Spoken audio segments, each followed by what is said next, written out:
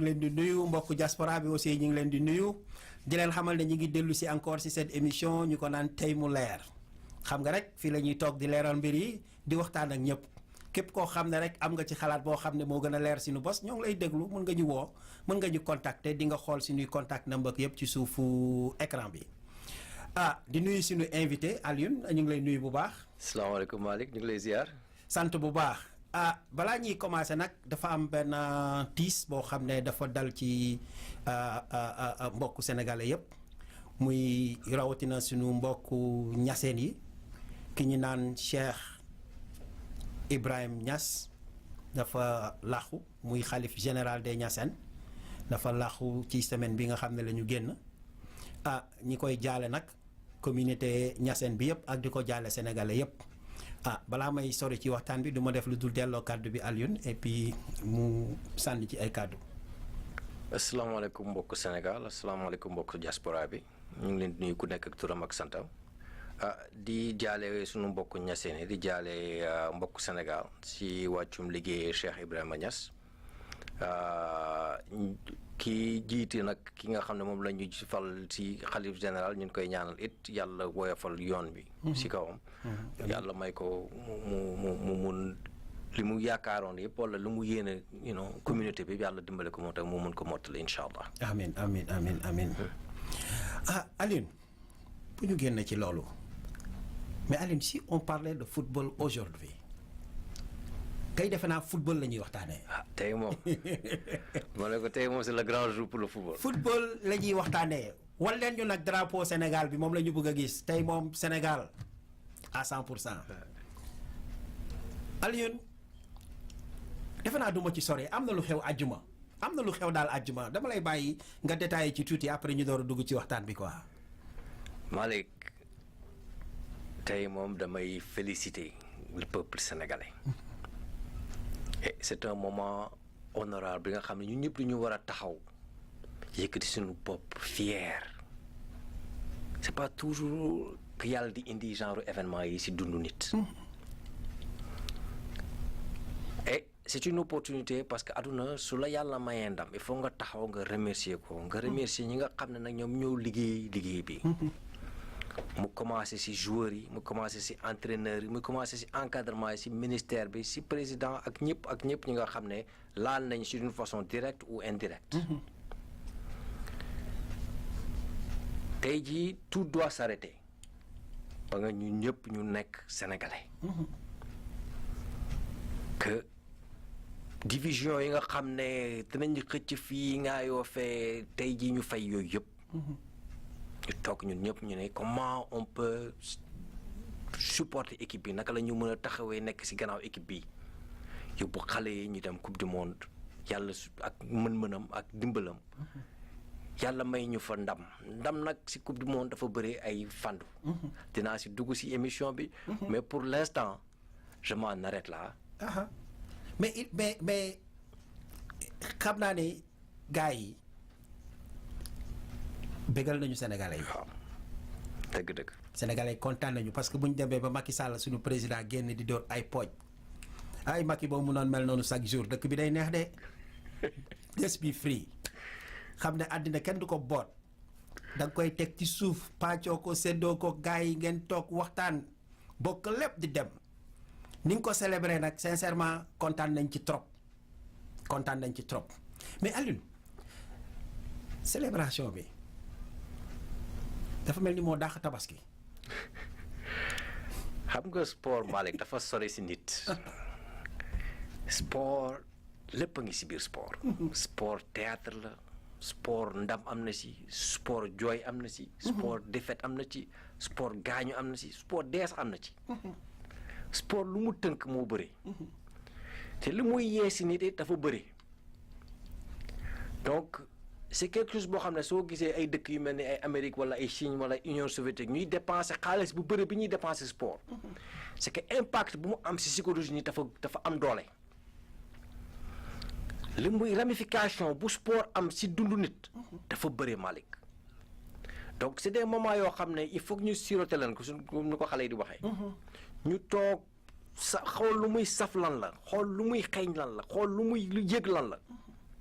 nga xam ne tey jii on sait ce que la victoire est parce que peuple loolu moo koy avancé loo it.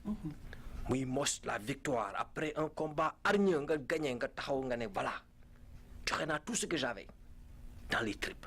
et puis qualification boo xam ne aussi du qualification bu ñu def Sénégal ñu ko defee en dehors du Sénégal xam nga loolu dafa créer beneen impact aussi. Malick, Aliou Cissé c'est quelqu'un, je l'ai dit dans d'autres émissions, que j'ai beaucoup de respect pour ce gosse-là. C'est quelqu'un qui a, en tant que joueur, qui a représenté esprit boobu. mooy c'est l'esprit gagnant boobu. xeex bi xam nga nit talent moomuloo ko talent yàllaa koy maye da ngaa muus wala muusuloo wala da ngaa mën wala mënuloo am na yoo xam ne yàllaa koy maye mais effort bi ngay def pour gagner benn affaire Malick kooku nit yaa ko moomal sa bopp. Definitely. L'effort moom nga contrôler le résultat wala am nga talent wala leneen kooku yàllaa ko moomal boppam. c'est pas le domaine c'est pas le domaine de l'homme. nit li nga am mooy que da ngay ne je donne tout ce que j'ai sama maillot moom su ma paree match bi mooy gën a tooy si footballeur yi nekk si terrain bi kooku yaa ko contrôler que dinaa joxe li mu am yëpp dinaa ko joxe si terrain bi balaa ma fi génn kooku yaa ko moomal sa bopp. et ce gosse on l'a critiqué pendant tout le temps bi nga xam ne jël na équipe bi mais man gosse Aliou Cissé bi c'est depuis les Jeux Olympiques il n'était que adjoint en ce temps-là mais seetaan leen match yi xool ban rôle la doon jouer ci terrain bi ñu naan non amul expérience am na expérience loolu yëpp nag c'est derrière man loolu sax waxatuma ko fu mu ne nii mais ce que je veux c'est que qu'on supporte cette équipe et qu'on donne tous les moyens humainement possibles à ce jeune homme qu'il puisse atteindre son rêve et rêve bi fu ne tremplin kese la Malick xam nga dem coupe du monde gëj nga fa depuis il y a plus de 15 ans egg si fii rek ndam la ba pare léegi nag c'est la chance qui va déterminer yan équipe la ñuy taseel kooku ñun xamuñu ko mais quelle que soit équipe yi ñuy tase it on doit représenter le Sénégal dignement te noonu lay demee sax parce que pour revenir sur le cas de Aliou Cissé parce que boo koy xool ak football ni muy doxee ci jamono bii les gens parlent de techniciens d'accord techniciens yi rek ay perte les grands entraîneurs ñi ngi fii di perte te boo koy xool mooy li ñu fiy waxtaanee si suñuy émission yi rek c'est un problème de leadership te Aliou Cissé yàlla may na ko loolu parce que da ngay xool yow nga am ci loo xam ne par exemple 35 joueurs yoo xam ne ku ci nekk tolloo naak moromam léegi yow nga war a jël 11 yoo xam ne ñoo war a dem jongante ñoo war a dem ñefe ji yàlla may la nga am fit am leadership bu lay permettre nga sélectionner ñoo xam ne war nañu mun a dem représenter yàlla jox leen résultat parce que dama déglu entraîneur Bafana yi. Afrique du Sud bi. Afrique du Sud. Qu'est-ce qu'il a dit mu ne le Sénégal dañu bëri ay talent ba nga xam ne seen entraîneur bi il aura des problèmes pour ut ku nekk fu mu la war a teg donc cela veut dire que ñun dañuy gagner match bi et c'était le contraire donc ce qui veut dire que pour appuyer li nga wax fii rek Sénégal nañu bàyyi Aliou Cissé mu def liggéeyam comme il le faut nañ ko mettre dans de très bonnes conditions psychologiquement ñu supporter ko ba nga xam ne dana mën a terminer mission moi je pense que suñu defee loolu tout se passera bien mais Aliou donc par rapport à cette qualification donc c'est le moment que dëkk bi war a mën a unir sur tous les plans qu'est-ce que tu en penses. tey jii comme je te dis tantôt ñun ñëpp tey jii ñoo bokk ndey ñoo bokk baay. et j'ose espérer que appel bi nga xam ne président Macky Sall def na ko sur la classe politique sénégalaise ñu toog dialoguer Malick le pays a besoin de calme Sénégal du benn nit moo koy liggéey Sénégal yàqu-yàq yu fa am yi c'est toute la classe politique sénégalaise c'est toute l'élite sénégalaise c'est tout Sénégalais de tout bord moo si teg dërëmam wala ñaar dërëmam pour ñu mën ci génn Malick te kooku si xalaat la si jëf la si lépp la ñu war a cotiser fu mu ne nii pour mun a génnee dëkk bi si li ñu bëgg mais ñu bàyyi caaxaan bi Malick ñu booy dem tey jii xeex politiciens il faut que ñu ñeme mouiller maillot bi fu mu ne nii te xam ne jiit yow fayoo li ngay lekk fayoo fi nga dëkk fayoo courant fayoo essence Malick li ñu la laaj mooy nga liggéey mais Malick kooku nit war nga am jom ci sa bopp fayda ci sa bopp nga mën liggéeyal ñi nga xam ne ñoom bu teggeeku nañ la loolu yëpp li ñu lay laaj mooy que nga produire des pensées que nga produire ci sa jëf li nga xam ne tey jii moom mooy wàññi coono bi ci biir dëkk bi Malick donc politiciens yi on fait un appel ci moment solennel yi nga xam ne tey jii ñu ngi on fait face à ça mooy c'est un moment boo xam ne tey jii peuple si jàll émotionnellement psychologiquement lépp ñu ngi koy yëg fu mu ne nii donc on peut grandir aussi avec cet événement là ñu toog ne naka la ñuy waxtaanee en tant que sénégalais ñu teg fi benn dëkk boo xam ne structure dëkk bi architecture dëkk bi day dëgër que kenn ku fi ñëwati tey jii ñu fan la nekk président da ngay xam ne da ngay nekk président pour 15 millions 20 millions 30 millions lu ñu munti toll ji nga xam ne tu représentes tout le Sénégal mais politicien bu fi ñëw tey ci ndax ñu dem sa yoon on ne remarque jamais xam nga football yi on a des moments yoo xam ne nañ taxaw ne lii nga produire que ñu mun ko mesurer politiciens sénégalais it fu mu ne nii war nañu toogaat xoolaat naka la ñuy mën mesurer ci seen jëf ci seen liggéey donc c'est un appel qu'on lance à la classe politique sénégalaise dans son ensemble que ñu toog fu mu ne nii xool naka la ñuy calmer jeu bi parce que Sénégal soxna na dal fu mu ne nii nit nag balaa ngay xam ne dara metti na mooy nga am bopp buy metti si nga xamee ne nekkate jàmm mooy que ne dara mettiwu la waaw donc fu mu ne nii nañu góorgóorlu ba nga xam ne sur l'essentiel on peut discuter et reprendre aussi moment solennel bi nga xam ne sport Sénégal indi nañu ko fu mu ne nii pas que ne parce que at bii nag quoi qu'on dise on l'a vu dans le basket féminin on l'a vu dans le basket masculin le sport et on a fait un show où on parlait que les politiciens devraient s'inspirer donc ce que veut dire que ñun ci jamono bi ñu toll là où on a réussi dans le domaine sportif on a fait échec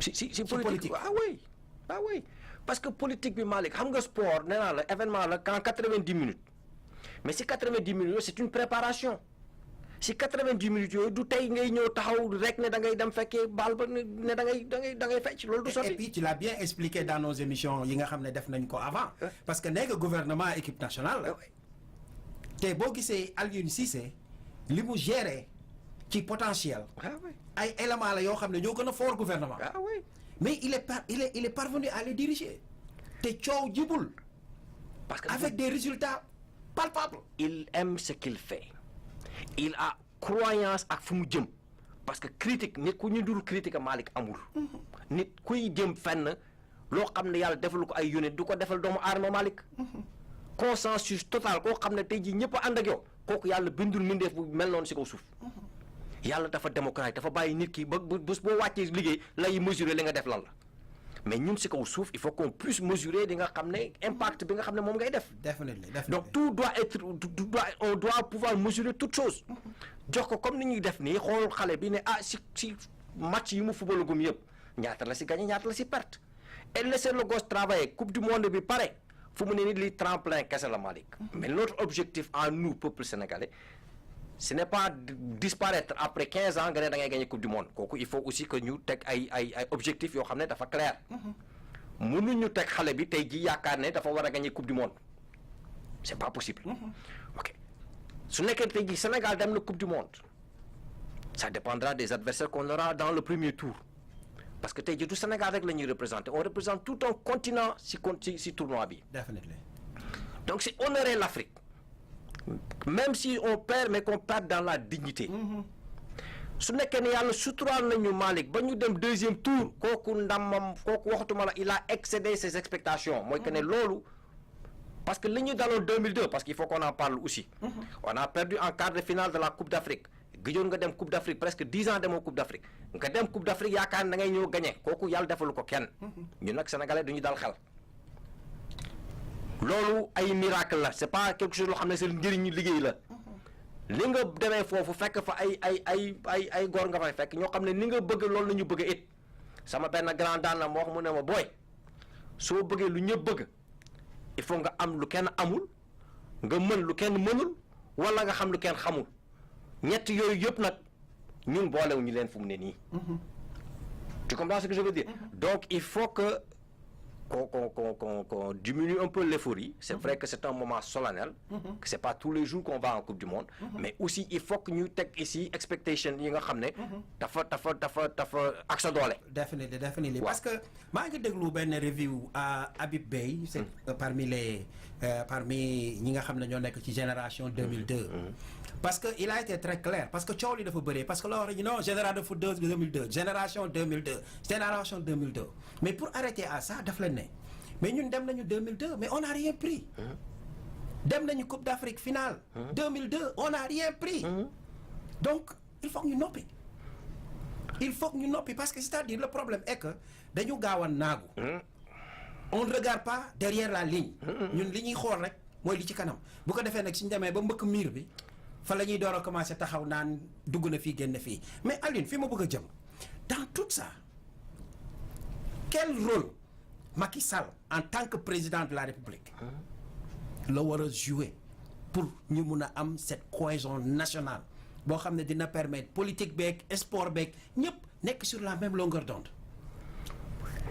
Il a des opportunités, Malick mais xam nga la moo leen di dérailler parfois moom mooy jafe. parce que 2002. Abdoulaye Wade a pu réussir ça. Abdoulaye Wade avait pu dire du Sénégal qui gagne, le Sénégal qui gagne. Et c'était un bon slogan, ce truc-là. Et tu peux voir entre 2002 et 2006, 2007, ça. Il y a eu un grand changement au Sénégal. Si nous nous mesurer, il y a des études peut-être que les gens devront faire entre 2002, Coupe du Monde, et les 5 ans qui ont suivi, l'impact que ça a eu dans l'aspect économique du pays. Il y a eu beaucoup de choses qui changeaient. Parce que dafa jël da doon génn taxaw ak population bi génn taxaw en tant que président man sama dund musuma fekkee loolu te 2002 yàlla dafa ma suturaaloon. Coupe du monde boobu Sénégal la ma fekkoon. mais quand on gagnait mais c'est des populations en liesse mooy que ne ñi ñuy génn ba nga defa ne lii man musuma ko woon gis. c'était dama doon jooy. c'était incroyable. non toujours sama yaram da doon daw. C'était des moments forts. Mais li xewoon 2002 il faut que les ardeurs ñu xaw ko fay. Parce que 2002 personne ne nous attendait, Malick. Personne ne pensait que ne musuñu woon dem Coupe du Monde. Donc les gens ne pensaient même pas que nañu ay peut-être 3-0 4-0 lañu xalaatoon la ñuy doon ñu ñibbi. mais je me souviens man ba ma yeewoo suba teel pour seetaan match bi maa ngi dégg ESPN ñi ngi naan est-ce que c'est nécessaire est-ce que ñoom war nañu sax mun a wone le match qui oppose Sénégal ak France. ba à la dernière heure ñu ne nañ ko wane parce que ça fait partie de la Coupe du Monde. mais ils étaient tous surpris anglais yi commencé naan où se trouve le Sénégal. Voilà mais loolu laay wax nag ne instant boobu parce que ça fait une bonne publicité. instant boobu les années qui ont suivi faut taser mais ba tey ci quand je rencontre des gens au Sénégal great nation. mais loolu c'est une fierté boo xam ne jusqu'à présent on le voit. wala ñu ne la ana Aladji Diouf. C'était des moments forts. C'est des gosses qui nous ont fait rêver. Et Macky Sall il peut en profiter. pour toog ak nit ñi fu mu ne nii. waxtaanaat ak nit ñi parce que 2012 quand il est arrivé au pouvoir Malick c'est 65% des Sénégalais ñoo ko élire. mais Malick nit mënu laa gën a bëgg loolu. yow ce qu'on te demandait c'est de parler aux gens de produire des résultats li nga ñu digoon nga tegal ñu ko su nekkee ne mënoo ko teg nga ne lii moo tax mënuñu ko teg gum. mais que tu sortes honnêtement avec les populations que tu communiques avec eux. Très simple. waaw comme Wade avait fait peut-être que c'est pas sa personnalité. peut-être que ne loolu du ko yomb muy taxaw nekk ci allée centenaire wala feneen ak feneen di dugg ci oto di dem. mais ça c'est des moments qui sont forts. Wade a fait rêver ce peuple. Quoique après jaar na yeneen ak yeneen mais il a fait rêver ce peuple. c'est-à-dire que ne il est fort en communication. mais loolu peut-être que ne benn yoon lay xew ci dundu nit. peut-être que reproduire la même chose ce sera difficile.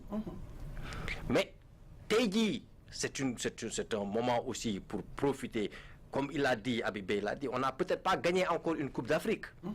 mais c'est une génération quand même qui est allée en finale c'est la seule génération qui est allée en finale. elle n'a peut-être pas gagné parce que manque de chance. mais elle a pu cette génération-là on peut apprendre beaucoup de choses ci génération 2002 boobu. c'est-à-dire que ne nit ndam du parce que yaa gën a aay ci ñëpp mais est-ce que yaa ko gën a bëgg. ces gosses-là détermination boobu. ces gosses de 2002 là bi ñuy xeex gisatuñu woon dara. amul obstacle boo xam ne dañ ko teg seen kanam. et se disait que on a tout un peuple qui est derrière nous on ne peut pas décevoir 12 millions however ñaata nit la ñu woon temps boobu xaw ma ko ñaata sénégalais la ñu bëgguloon décevoir donc ku mënoon ti nekk seen kanam ñoom gisatuñu dara su dul voir le peuple en liesse dans les rues de Dakar taxaw di leen supporter ñoom loolu rek la ñu gisoon instant boobu donc quand tu peux mais loolu comme je dis c'est pas facile à reproduire donc il faut que aussi qu'on comprenne que les gens maintenant nous attendent donc effet de surprise bi ñu amoon en 2002 ça sera difficile de reproduire ce truc là mais ce sera une bonne occasion aussi pour se préparer pour les Jeux la Coupe d'Afrique Malick le Sénégal doit au moins à un moment de son histoire pouvoir gagner une Coupe d'Afrique. Peut-être que gagner une Coupe du Monde actuellement, on n'est pas encore prêt pour ça. Non mais Aline, pourquoi pas c'est pas possible? Non, je dis pas que c'est pas possible. Je dis pas que c'est pas possible. Mais je veux dire que xam nga loolu. C'est pas que ne mënuñu ko. Mais probabilité que pour que loolu am. xaw na xëcc fu mu ne nii. Et je sais que ne fu mu ne nii Sénégalais yu bëri dañ ma xool ne Aliou Samb lu muy làkk ñu lan la. Je me mets sur la peau des. Non loolu waretewu ma ko. Mais je dis que ne. Suñu objectif. mooy que ne ñuy supporter jeunes yi. ñi dem coupe du monde bi su nekkee ne yàlla suturaal nañu ba ñu génn de premier tour bi Malick kooku rek ndam la pour ñun. Definitely. waaw mais donc Aline. waaw. am na foo xam ne bëggoon naa ñi dugg fa tuuti quoi. parce que y a du sérieux ak folklore. te je me suis rendu compte que à chaque événement boo xam ne rek.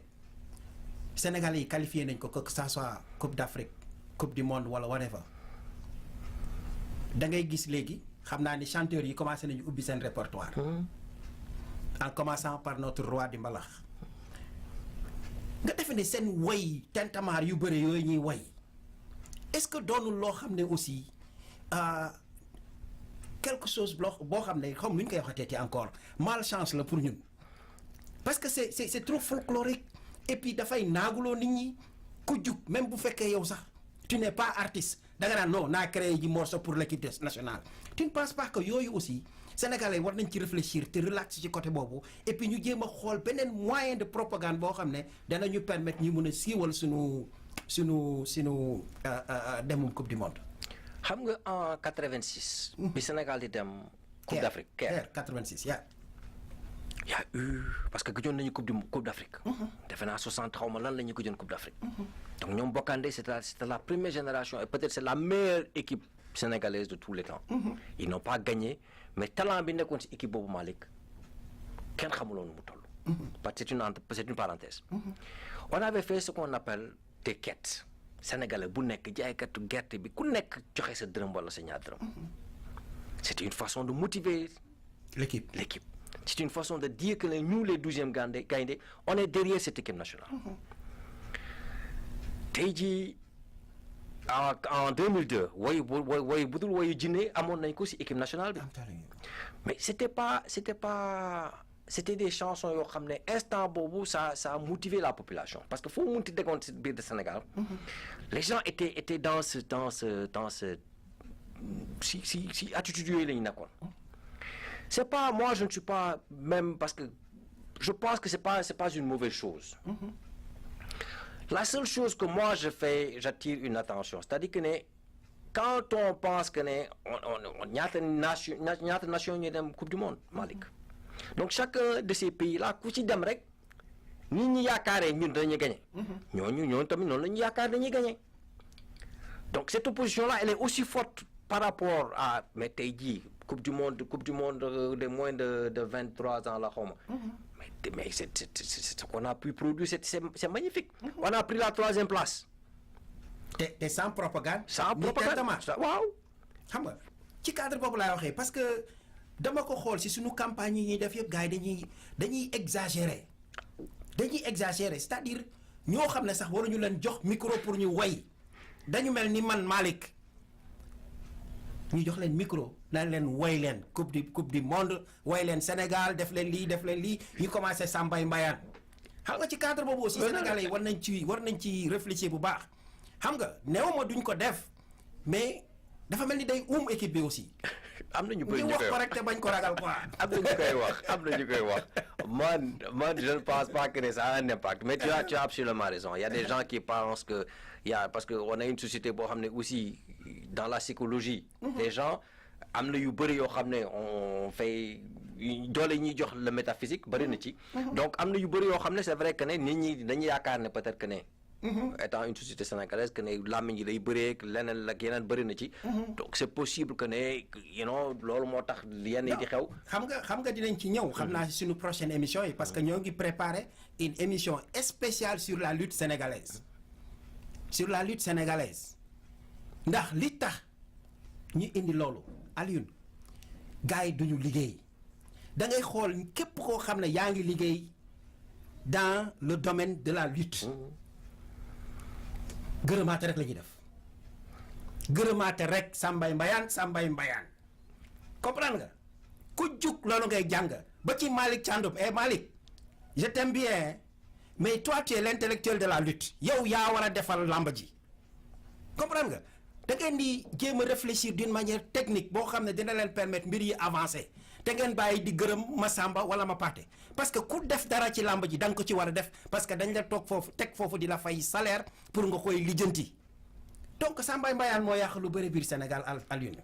bëri lu mu yàq Malick d'une façon culturelle nag ñun on a une culture de ñu woowee sa maam yi ku nekk kuñ si tudd sa maam sa maam rafet na sa baay rafet na mais Malick yow yaa def mais encore amul lu dàq il s'est trouvé même que Coupe d'Afrique bi passé parce que parfois quand je lis su may seetaan affaire yi sincèrement Aline damay mel ni ku feebar quoi dama naan qu'est-ce qui se passe yow naka nga mën a jël ay géwél yóbbu leen spécial et je n'ai rien contre les griots parce que dama am maamu géwél comprendre nga naka la ñu mën a jël les griots def délégation des griots jëlee leen avion jëlee leen hôtel jëlee leen lépp ne leen dem leen ngeen encourager les lions en Coupe d'Afrique. mais culturellement parce que c'est des mœurs qu'on doit arrêter yooyu dañ ko war a arrêter. culturellement Malick xam nga am na ay avantages yoo xam ne tu vas voir ça dans la société mooy que ne le maton dit ñun sénégalais ku nekk li ñuy xool spectateurs yi nit ñi di wax ci yow dafa bëri doole ci nit ki donc en fin de compte les gens ne font pas beaucoup de choses pour ragal nit ñi wax ci ñoom les gens aussi font beaucoup de choses pour nit ñi wax ci ñoom donc dans la société c'est peut-être un débat assez complexe fu mu ne nii boo xam ne peut-être que dafa bëri impact boo xam ne day ramification ci biir société bi mais ñun lépp la ñuy boole loolu mooy côté folklorique bi côté nag ban sunu maam yi ni ñu dundee woon ak ñun ni ñuy dundee ba tey ji y a beaucoup d'impact boo xam ne le monde évolue quoi parce que am na yoo xam ne boo koy xool bi ci biir boo leen di associer toujours day indi distraction ci côté boobu laay waxee parce que distraction lay indi te affaire coupe du monde wala affaire coupe d'Afrique c'est sérieux non je suis d'accord c'est que j'ai pas trop pensé li ngay wax ni fu mu ne nii xalaat la boo xam ne musul jaar sama xel donc la réponse que je donne aussi c'est pas par mais j'y ai jamais pensé donc l'impact que ça peut avoir sur le sport lui-même d'une façon honnête avec toi musuma xool mais c'est possible que ça peut constituer une distraction mais je dis que ne dans nos sociétés ça a toujours existé mooy que ne ñu woyal la sa maam yi def nga dara ñu waxal la sa maam yi def nañu peut-être que on regarde trop dans l'histoire aussi chez nous donc ça qui aussi retarde le progrès parce que tout simplement on dort sur nos lauriers parce que sa maam nekkoon na lii wala sa maam defoon na lii yow qu'est-ce que tu produis wala qu'est-ce que tu fais yàlla xam donc il faut que aussi je dis bien que nit ku amul histoire amul tey amul suba mais nit it il faut nga xam ne liy def suba tey lañ koy liggéey donc que ça pousse les gens à aller de l'avant que mu nekk un facteur boo xam ne su nekkee ne le facteur culturel boobu ñun ba léegi dañ koy utiliser mais que qu'on l'utilise d'une façon boo xam ne day pousse vers le progrès de la façon dont ñun on fait les choses peut-être que c'est un peu réfractaire yu bëri yoo xam ne tey jii on le fait parce que tout simplement loolu la ñu miin donc on reste comme ça aussi loolu it ça peut indi le problème si progrès mais comme je dis j'ai pas trop réfléchi dans ce sujet-là donc là je m'en arrête là. Non, c'est-à-dire ça m'est arrivé dans la tête comme ça parce que c'est des méfaits yoo xam ne dañu toll ci jamono boo xam ne gis nga booy lii anglais di wax rek booy def business you have to mean business. xam nga am na yenn côté distraction yoo xam ne il faut nga jël côté xam nga da lay dimbali nga focus. parce que man mënuma comprendre yow ngay pare par exemple di jongante ak waa Allemagne. xam nga ay Allemagne nga war a jàkkaarloog ñoom ñu ñëw tegal la ay Samba Mbayaan yu taxaw di la tuddal say maam qu'est-ce qu'ils vont faire mais j'apprécie bien le geste de Niang hier parce que dafa ne moom match bi daf ko jël engagé wu. personnellement ne tey bu ñëwee. he has to prove himself. no matter what. xoolul résultat xoolul dara mais moom lu mu gis mooy 90 minutes. donc booy motiver nit ku mel noonu psychologiquement waroo ko distraire ko.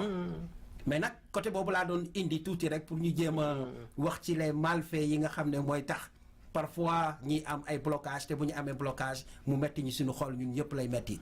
lu ñuy def rek mooy ñaanal Lions yi ñaanal ñëpp ñaanal Sénégal yal na yàlla teg lépp ci kaw yoon.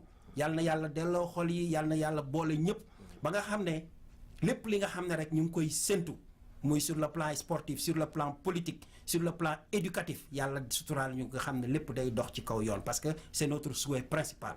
li ñuy wax nag on se met parfois sur la peau des Sénégalais yi nga xam ne peut-être ils n'ont pas l'occasion de se présenter devant un micro pour mun a wax loolu tax ñi indi yenn remarques yi. ba Aline pour boucler par exemple le projet de l'équipe nationale qu'est-ce que tu en penses loo xam ne laajuma la ko qu'est-ce que tu en penses balaa ñuy dugg ci suñu deuxième point. sëñ Malick man li may wax rek mooy que ne dañuy supporter équipe yi. it ñu wàññi dangar bi ñuy demee. parce que moi j'ai pas compris la réaction bi nit ñi am après la défaite du Sénégal par rapport au Cameroun. Cameroun du équipe bu ndaw.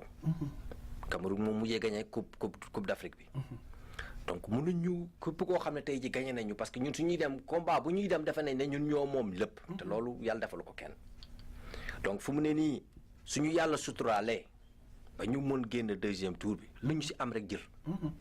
suñu yàlla nee nag yoon bi la ñuy am coupe du monde ñu xam ne xéwal la rek boo xam ne yàlla ko wàcce suñu kaw. mais suñu liggéey eggagul foofu. suñu liggéey fu mu ne nii il faut que ñuy liggéey ba nga xam ne fu mu ne nii Coupe d'Afrique Malick duñ ko rateeti. il faut que ñu liggéey ba nga xam ne comme lu Côte d'Ivoire def depuis 2002 bañ a raté Coupe du Monde. équipe soo koy liggéey équipe ivoirienne bi bañ a dem ren ji c'est des gosses qui ont travaillé c'est un pays qui a beaucoup travaillé peut-être impact politique bi la ñuy gis léegi nii ci sport bi. mais ñu liggéey ba nga xam ne comme ni ñuy wax Cameroun wala Nigéria ñun tamit ñu bokk ci état yi nga xam ne tey jii du ñu naan ne. on représente comme ni ñuy def ci basket bi. ñu egg stade boo xam ne tey jii parce que loolu moom mooy ndam bi. mooy que ne ces moments là c'est des moments pour s'arrêter. pour que ñu xool comment on va bâtir l'équipe dans les 5, 10, 15 années à venir. que ñu bañ a gis rek dans le court terme. ñu jógee fi encore perdre ñaari match ñu dem ku nekk feebar dépresse. loolu la ñuy wax fu mu ne nii bu mu ñu egg si ba mu ñu dal ku nekk mën a dem ba nga xam ne tey jii. dina egg ci niveau boobu. waaw loolu daal fu mu ne nii moom la ñuy wax. waxtaan ak nit ñi delloowaat nag gërëmaat peuple sénégalais bi. gërëmaat ni ñu ko waxatee Aliou Cissé. xool ni ñuy def ba egg ci foofu incha allah. jërëjëf kon ñoo ngi ñaanal ñëpp yal na yàlla def jàmm ba affaire bi ñu egg ci ak jàmm ba yàlla jox ñu ci ay résultats yoo xam ne résultats yu am solo la quoi Aliou.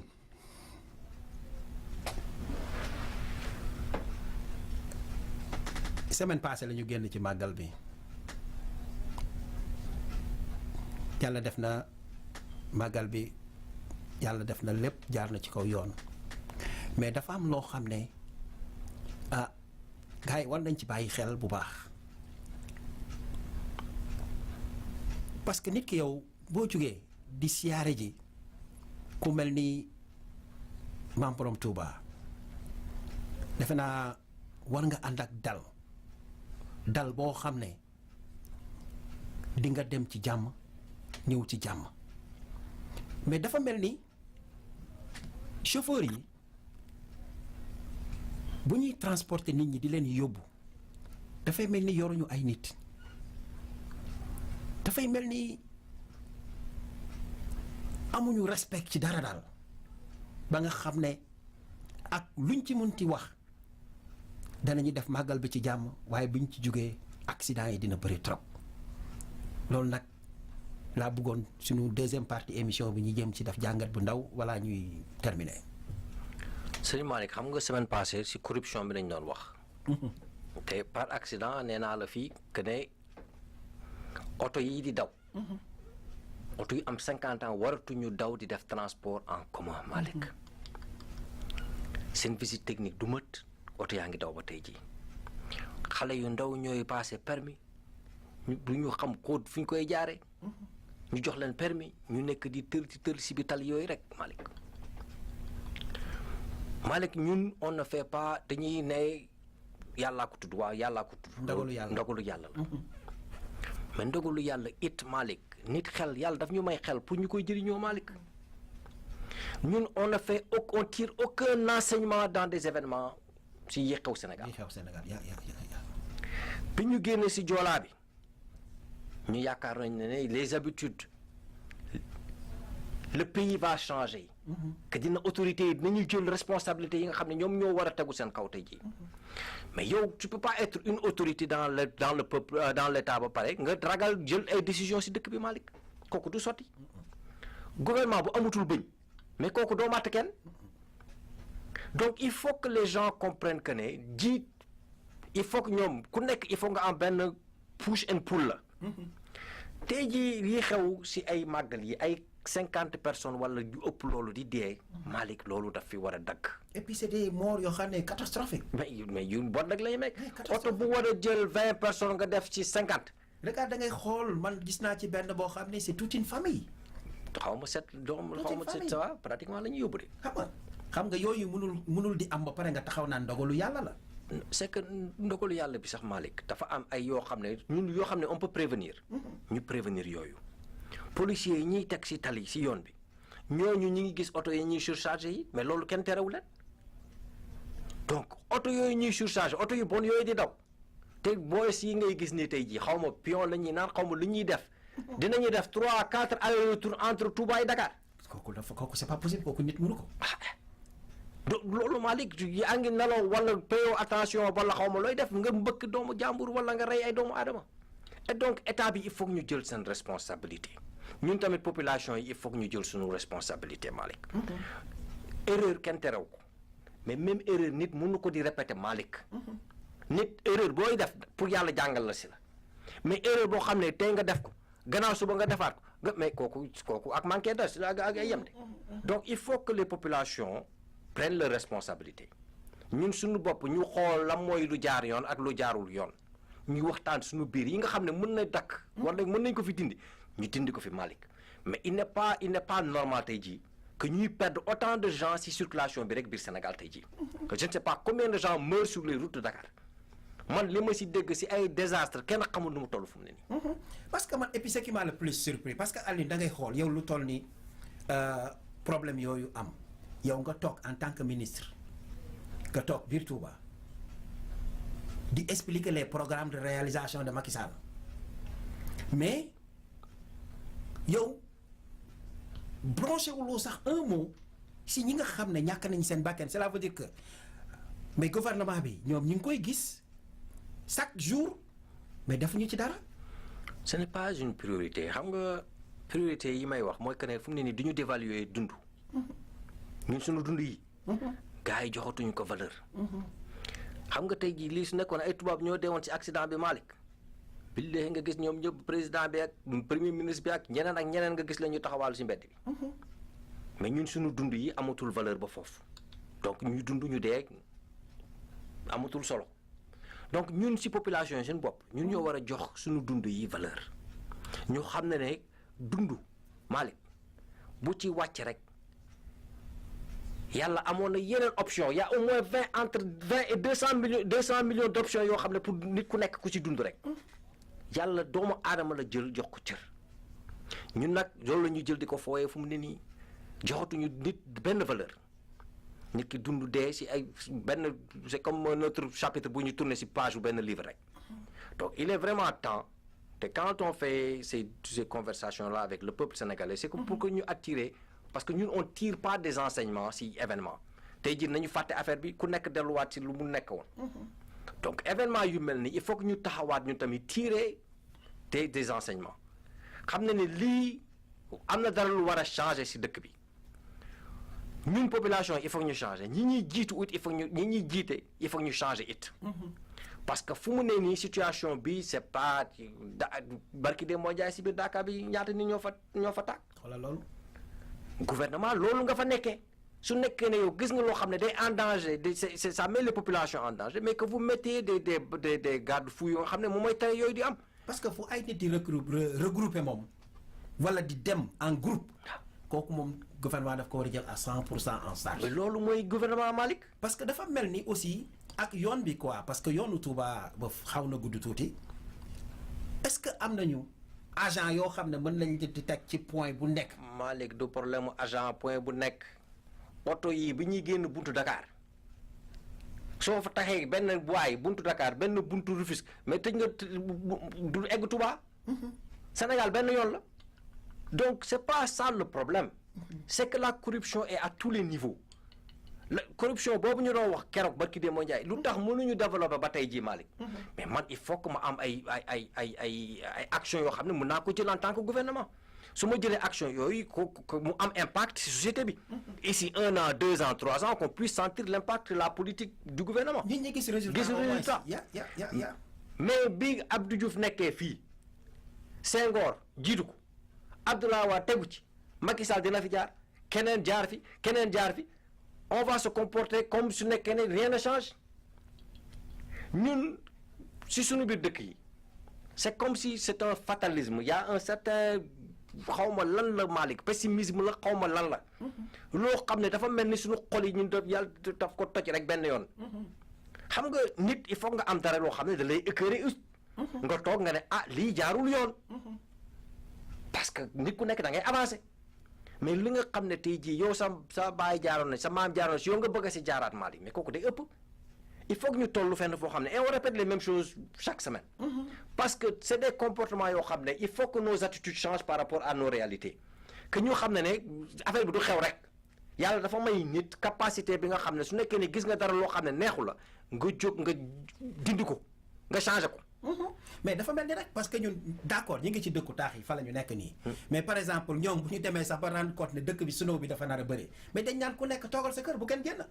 mais ñoom yow tey jii soo daroon xaru tey jii Malick sa dund bopp bii sama dund bii man moom moo ko biir rek Amérique bi tey jii bés bu ma xaru woon jéem a xaru affaire bi jaarul yoon duñ may tëj téye ma ba ma wax leen lu leer nañu ne lu tax may war a nangu jël. moo tax ma xalaat nii léegi Alioune nga defe ne Macky Sall tey bu tëboon mais fu ñuy demati en groupe comme ay màggalu Touba màggalu Tivaouane màggalu Ndiassane ak yooyu yëpp. ku ci accidenté wala ku ci provoqué accident daan yee ngi nii mais est-ce que loolu am na. Malick prison Sénégal yi fu mu ne nii dañoo fees ba kenn xamatul duñ fu ñuy dugal nit. prison yi ay sàccukatu ganaar ak ay sàccukatu mangoog genre sàcc bu nekk ñu ngi ci biir prison bi. mais xam nga ñan la ñuy war a tëj ñii di sàcc suñu milliards yi chaque suba teel ñuy dee ci mbedd bi. ñi nga xam ne ñi ngi rey ay doomu aadama chaque suba teel ñu ngi leen di seetaan xam nga punition il faut que mu tolloo ak acte bi ngay def mais nga gis sens interdit yi oto yaa ngi daw benn direction yow nga jël sa oto dawal ko ba nga xam ne tey jii yow ak bombe yéen a yem. ci diggu tali bi ngay teg comportement yooyu tant que mu ngi am ci société te gouvernement di ko seetaan mu nit ñi ko def mais Malick anarchie dugg na gouvernement mooy ordre. gouvernement mooy que ne jox nañ la jat bi yow rek yaa am droit utiliser jat bi ñun population yi jox nañ wóolu nañ la. nee na punition bi yow yaa ko yore. donc la violence c'est donner l'autorité à l'État ne di haute violence kenn rek am droit teg ko fi. mooy l'État ñun population yi su nekkee ne yéen léegi di ngeen di tegee violence bi neexuñu si la ñuy taxaw ne leen rebeller aussi parce que nee naa la symétrie la waxtaan la rek. gouvernement ak population il faut que ñuy waxtaan su nekkee ne gouvernement yi du ñoo ñeme population bi trop. mooy démocratie am fa. su nekkee ne population bi it ragalul ñi nga xam ne ñoo leen di jiite gouvernement amatu fa donc fu mu ne nii Malick c'est un comportement jàngalaate lan mooy gouvernement. naka la loi tegoo mais loi man su nekkee ne man maay président man maay njëkk a jalgati yoon bi. mais loi boobu lu mu amati bañ xam nga on peut pas. tey li ma ci seetlu moom buy dem njiitu réew mi bu jógee palais ba di dem ci bërëb yooyu. mais dañ koy encadrer from palais ba fi mu jëm. mais yow li nga xam ne citoyen lambda bi la. taxawaay biñ ci war a taxaw duñ ko def. mais loolu moom moo laa lay wax nii c'est que rôle population bi si boppam. population yi xamuñu seen rôle. gouvernants yi xamuñu seen rôle. tey jii jiite Malick c'est un privilège. xam nga quand le président américain dit que ça c'est le plus grand honneur qu'on ait pu donner à un individu. mais il ne blague pas. ñu jël seen population yëpp ña la yaay si jiite Malick. ñu teg ay nit di la garder jox la nga lekk jox la nga naan Malick.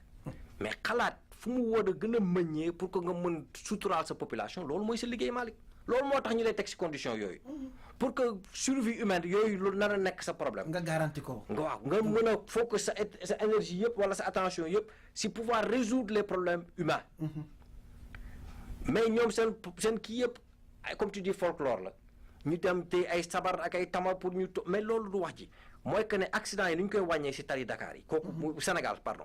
que Sénégal yëpp ñu xoolaat mais c'est un reflet tout simplement de la population aussi. mooy yi nga xam ne tey jii war nañu mën a jàngal nit ñi aar nit ñi ne lii xewoon na fi démb. léegi naka lañ si jàngee ba ñun ñëpp nga xam ne lii dina changer il faut que ces habitudes là reviennent. et qu'on tire des conclusions. ñun avènement day xew ñu tëj mais duñ ci jàng dara loolu nag la ñu war a bàyyi. te kenn du jël responsabilité. kenn du jël responsabilité personne. y a aucun impact. kenn du endorsé waaw. kenn du taxaw ne ok arrêtons-nous 2 secondes parce que ce qu'on ne peut pas mesurer Malick. on ne peut pas améliorer quelque chose qu'on ne mesure pas. il faut qu'on prenne des standards mesurer li ñuy def ban impact la am société comment on peut améliorer ces chiffres là. ñaata accident mooy am si at bi ñaata ñoo siy dee. ak li koy provoqué naka lañ koy changer ñu teg ay loi yoo xam ne tey jii ku koy jalgati. ñu bàyyi ñi nga xam ne tey jii ñooy jaay ganaar yi sàcc ganaar yi ñu dugal leen ci kaso bi. ñi nga xam ne ñooy rey ay nit chaque suba teel. te ñooñu dañuy sàcc parce que ay baadoolo yu xiif. mais loolu laa lay wax ñooñu la ñu war a bàyyi. ñi nga xam ne nag fu mu ne nii. ñoom ñoo war a fees kaso bi. ñu bàyyi leen ñuy taxawaal même ni ay bombe atomique yoo xam ne tey jii kenn xamul lu ñu toll si biir dëkk bi. loolu la ñu war a résoudre fu mu ne nii. mais là il faut qu'on arrête parce que on peut pas aussi continuer sans pour autant tirer des enseignements. nit pour que nga progresser. il faut que nga xam ne erreur defoon nañ ko fii. erreur kenn terew ko Malick. ñun au contraire on encourage les gens à faire des erreurs. mais erreur boo def benn yoon Malick. waratoo si jaaraat. wala soo si jaaraat par exception lay nekk par 10 ans par 20 ans nga si jaaraat. mais ñuy jàng si erreur yi nga xam ne ñun def nañ ko ba pare. que les populations soient éduquées. seen télé ORTS télé nationale Sénégal wala rajo Sénégal. émission yu mel noonu la ñu war a di jaarale. di yee nit ñi di leen wax ban impact lay am si seen dund. parce que loolu la télé di jëriñ it que la propagande yi nga enseignement parce que propagande peut-être c'est un mot péjoratif. mais enseignement yi nga xam ne tey jii ñoom nit ñi war nañ ko wane mun jàng. ñu war ko mun jàng si ay waxtaan yu mel nii.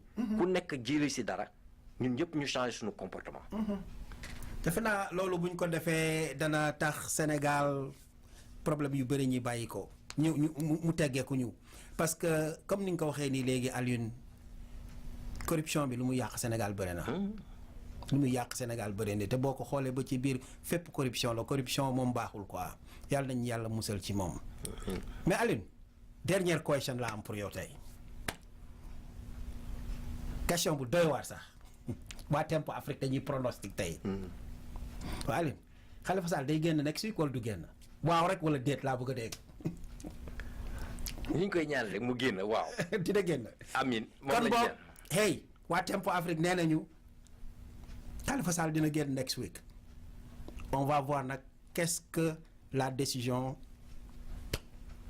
nu muy demee en ces mots du ñu def lu dul clôturer suñu émission Alioune ñu lay gërëm. merci ñu lay remercier ndax waxtaan bi doon na débat boo xam ne c'est très instructif ku nekk mën na ci jàng ku nekk mën na ci jëlee lu bëre et toujours rek fa ñu ne woon ñoo nga fa ñun dañuy wax rek fi suñu xel telu képp koo xam ne nag xalaat nga ni